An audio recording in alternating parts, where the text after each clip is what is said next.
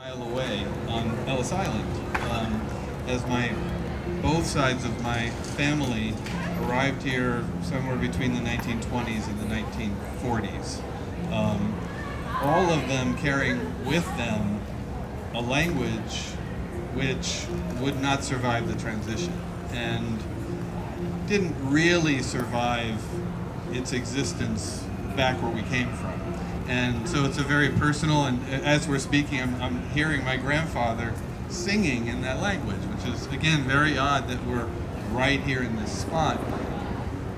Unlike other people, however, it didn't take me on a journey just to examine, what happened with my family and my culture. At some point or other, in trying to hold on to, it's really about my beloved grandmother and my great aunt in particular, who sort of, raised me as a young adult when I moved to New York City. And realizing that the language and the culture that they so strongly represented would not survive that, at least not in its pure form.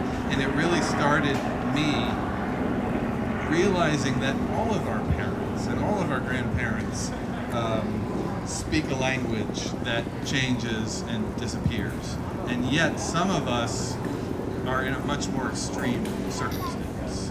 And losing that root and losing all the wisdom, and Dan, being the linguist, can give a much more actually poetic description of what it means to lose that collected wisdom of language. And this project that I am presenting is in collaboration, and I would like to invite Maria Jose and Don Jose to come here and maybe speak a little bit about what they do and maybe share some words in their languages.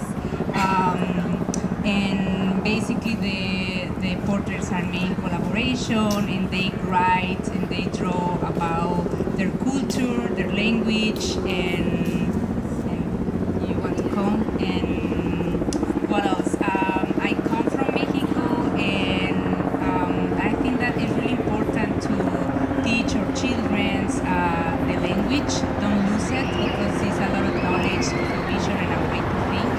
And my great-grandfather was Nahua from the mountains of Puebla, really close where Don Jose is coming, and we didn't speak the language, and it's so sad because we lost, I think, in my father's side, family, a lot of culture, a lot of knowledge. So thank you so much for this space, thank you for coming, and I will pass the micro to Maria Jose.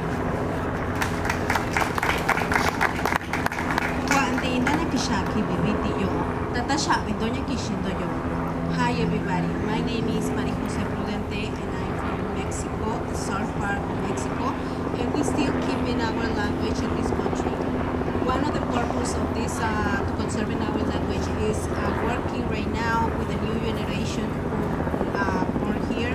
We can say our kids, the who born here, and we want to teach them to speak our language. We don't want to lose our language.